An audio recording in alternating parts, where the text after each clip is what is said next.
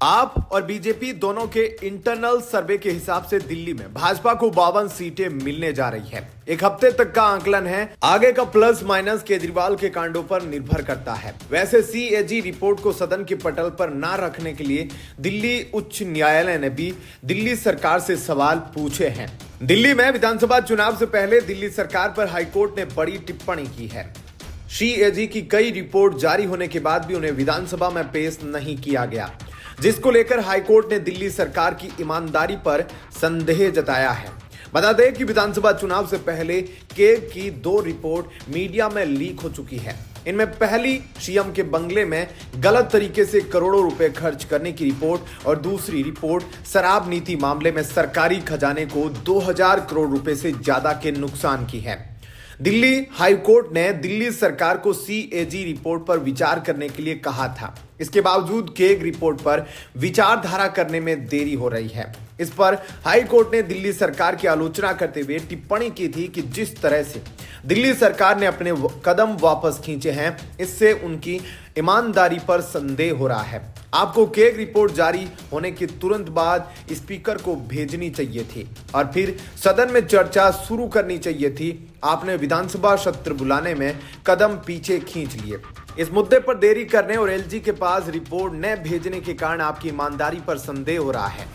High court की तरफ से कहा गया कि केग रिपोर्ट को लेकर दिल्ली सरकार को स्पीकर के पास जल्दी रिपोर्ट भेजनी चाहिए थी। इसको लेकर दिल्ली सरकार की तरफ से कहा गया कि दिल्ली में विधानसभा चुनाव होने वाले हैं, ऐसे में कैसे सत्र बुलाकर रिपोर्ट पेश की जा सकती थी। वहीं दिल्ली सरकार ने पिछली सुनवाई में बताया था कि केग की सभी 14 रिपोर्ट को स्पीकर के पास भेजा जा चुका है। इस मामले को लेकर दिल्ली हाईकोर्ट ने दिल्ली सरकार, स्पीकर और अन्य संबंधित लोगों से जवाब मांगा है। बता दें कि भाजपा का कहना है कि 1 दर्जन से ज्यादा सीएजी रिपोर्ट सालों से विधानसभा में लंबित है। लंबे समय से इन केग रिपोर्ट्स को विधानसभा में पेश करने की मांग की जा रही है, लेकिन दिल्ली सरकार ने उनकी बात नहीं सुनी। इसके बाद भाजपा विधायकों ने केग रिपोर्ट को विधानसभा में पेश करने की मांग को लेकर हाई कोर्ट में याचिका दी थी।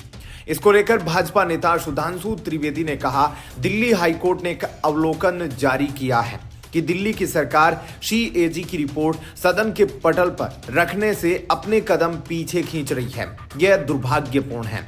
अब यह बात और स्पष्ट हो जाती है कि दुर्भाग्यपूर्ण स्थिति केवल विकास कार्यों में नहीं दिख रही, संवैधानिक व्यवस्था में भी अब यह दुर्भाग्यपूर्ण स्थिति दिखने लगी है।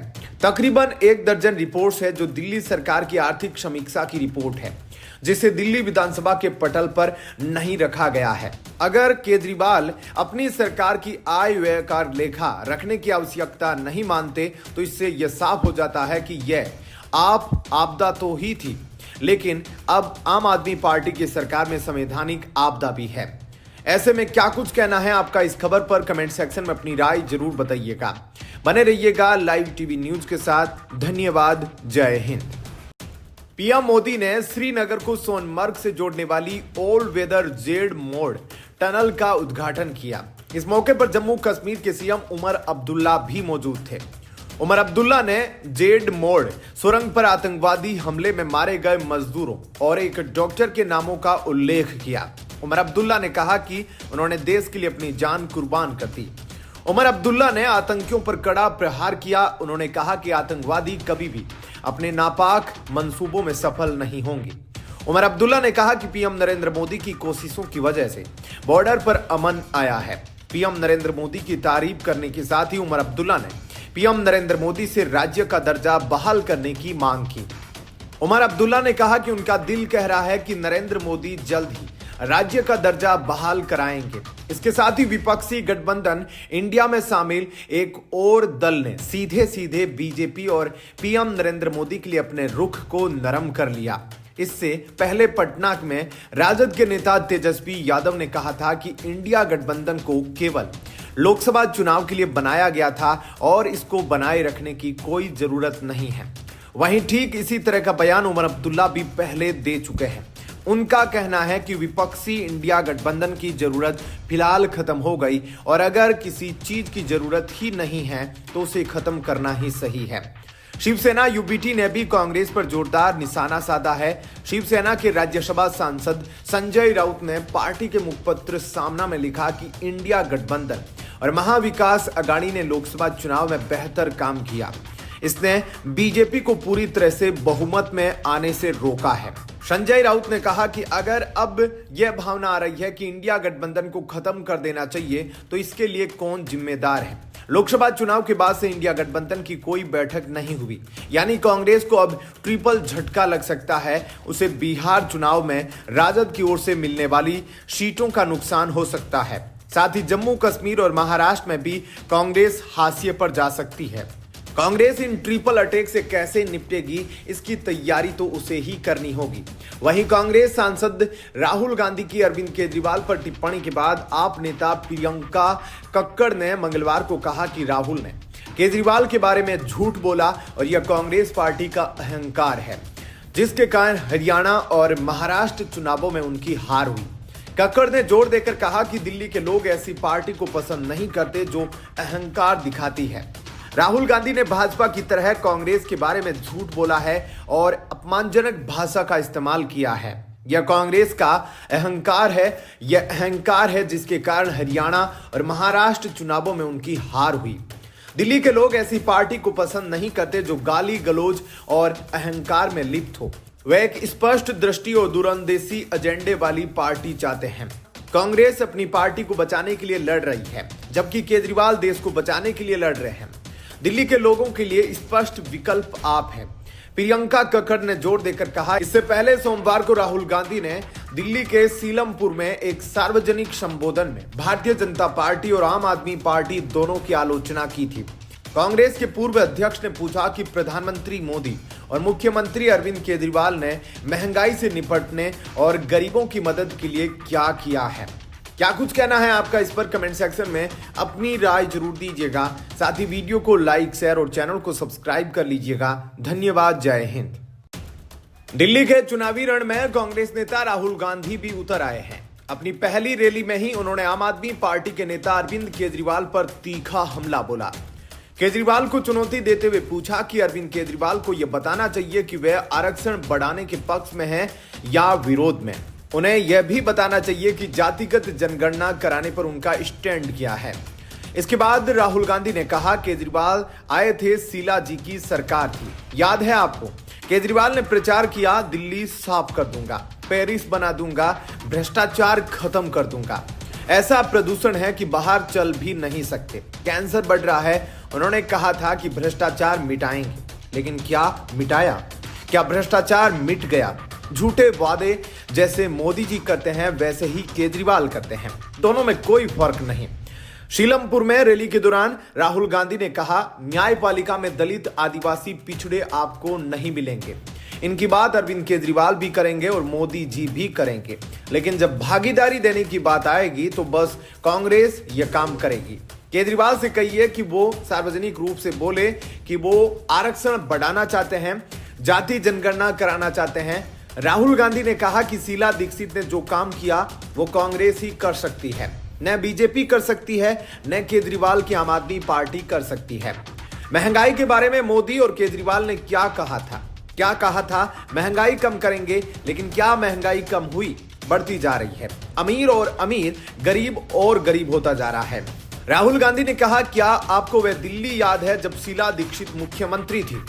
अरविंद केजरीवाल ने वादा किया था कि वह दिल्ली को भ्रष्टाचार मुक्त करेंगे और इसे पेरिस जैसा बनाएंगे, लेकिन आज दिल्ली में प्रदूषण और महंगाई बढ़ रही है, कैंसर और बीमारियां आम हो गई है। अरविंद केजरीवाल ने जनता से झूठे वादे किए हैं, उनका प्रचार पीएम मोदी जैसा है। राहुल गांधी के इन आरोपों के बाद दिल्ली के मुख्यमंत्री और आपके राष्ट्रीय संयोजक अरविंद केजरीवाल ने भी सोशल मीडिया पर पलटवार किया। उन्होंने ट्वीट करते हुए लिखा, आज राहुल गांधी जी दिल्ली आए, उन्होंने मुझे बहुत गालियां दी, पर मैं उनके बयानों पर कोई टिप्पणी नहीं करूंगा। उनकी लड़ाई कांग्रेस बचाने की है, मेरी लड़ाई देश बचाने की है। दिल्ली विधानसभा की सभी 70 सीटों पर 5 फरवरी को मतदान होगा और नतीजों का ऐलान 8 फरवरी को किया जाएगा।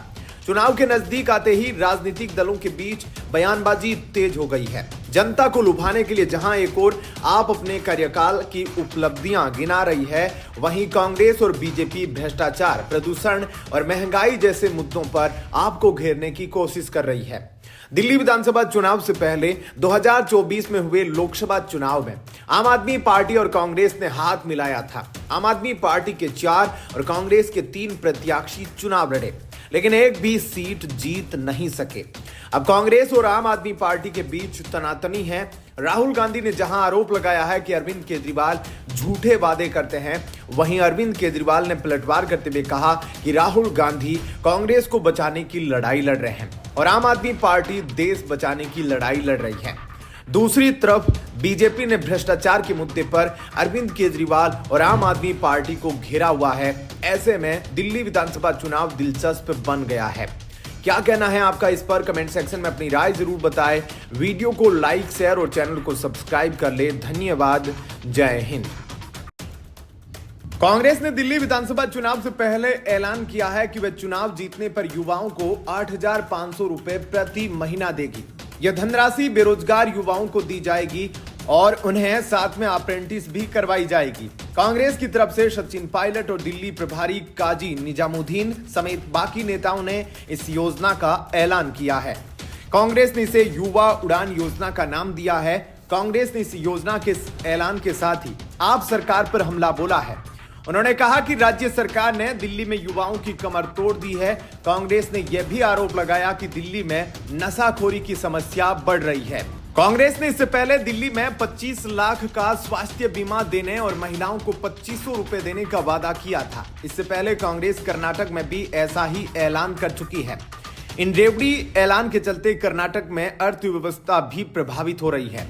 दिल्ली विधानसभा चुनाव में Indian national developmental inclusive alliance India गठबंधन के कई घटक दलों के आम आदमी पार्टी का समर्थन करने के बाद कांग्रेस ने अपनी रणनीति में बदलाव किया है। पार्टी ने एक बार फिर आम आदमी पार्टी के खिलाफ आक्रामक रुख अपनाते हुए सीधा हमला बोला है। इससे साफ हो गया है कि पार्टी अब कोई रियायत नहीं बरतेगी। दरअसल पार्टी के वरिष्ठ नेता अजय माकन पिछले सप्ताह आम आदमी पार्टी के संयोजक अरविंद केजरीवाल पर देशद्रोही होने के आरोप लगाने वाले थे, पर एन वक्त पर पार्टी ने कदम पीछे खींच लिए। पार्टी को डर था कि केजरीवाल पर इस तरह निजी हमला बोलने से इंडिया गठबंधन के घटक दल नाराज हो सकते हैं। कांग्रेस की यह रणनीति विफल रही और इंडिया गठबंधन के कई घटक दलों ने खुलकर आम आदमी पार्टी का समर्थन किया। इतना ही नहीं, खुद अरविंद केजरीवाल ने भी वरिष्ठ नेता अशोक गहलोत सहित पार्टी के शीर्ष नेतृत्व पर निशाना साधा। इसके बाद कांग्रेस ने भी खुलकर मैदान में उतरने का फैसला किया है। दिल्ली विधानसभा चुनाव प्रचार की औपचारिक शुरुआत और लोकसभा में विपक्ष के नेता राहुल गांधी की जनसभा से ठीक पहले पार्टी ने आधिकारिक सोशल मीडिया हैंडल से एक वीडियो पोस्ट कर केजरीवाल पर झूठ बोलकर दिल्ली की जनता को ठगने का आरोप लगाया है। करीब 1 मिनट के इस वीडियो में राहुल गांधी भी शामिल है। हालांकि केजरीवाल पर निजी हमलों से पार्टी अब भी परहेज करेगी। पार्टी पूरे चुनाव में फूंक फूंक कर कदम बढ़ा रही है। पार्टी का उद्देश्य ज्यादा से ज्यादा मतदाताओं तक जाना है। पार्टी के एक वरिष्ठ नेता ने कहा कि कांग्रेस को मजबूरन आम आदमी पार्टी के खिलाफ आक्रामक रुख अपनाना पड़ा है, क्योंकि पार्टी के वरिष्ठ नेता अजय माकन की एन वक्त पर प्रेस कॉन्फ्रेंस को रद्द करने को आम आदमी पार्टी ने हमारी कमजोरी के तौर पर लिया। इसलिए पार्टी को अपना निर्णय पर पुनर्विचार कर रणनीति में बदलाव के लिए मजबूर होना पड़ा। अब पार्टी इसी रणनीति के तहत आगे बढ़ रही है। अब चुनावी रैलियों में भी इसका असर देखने को मिलेगा। पार्टी पूरे दमखम से मैदान में है। इंडिया गठबंधन के कई घटक दलों ने दिल्ली विधानसभा चुनाव में आम आदमी पार्टी को खुलकर समर्थन दिया है। समाजवादी पार्टी सुप्रीमो अखिलेश यादव ने आपका समर्थन किया था। इसके साथ ही तृणमूल कांग्रेस ने भी आम आदमी पार्टी को समर्थन दिया है। इसके लिए सोशल मीडिया पर अरविंद केजरीवाल ने ममता बनर्जी का धन्यवाद किया था। इसी तरह कई अन्य दल भी आम आदमी पार्टी के समर्थन में अपने बयान दे चुके हैं। ऐसे में कांग्रेस को अपनी रणनीति बदलनी पड़ी है। क्या कहना है आपका इस खबर पर? कमेंट सेक्शन में अपनी राय जरूर बताइएगा। साथ ही वीडियो को लाइक और शेयर जरूर कीजिएगा। बने रहिए लाइव टीवी न्यूज के साथ। धन्यवाद। जय हिंद।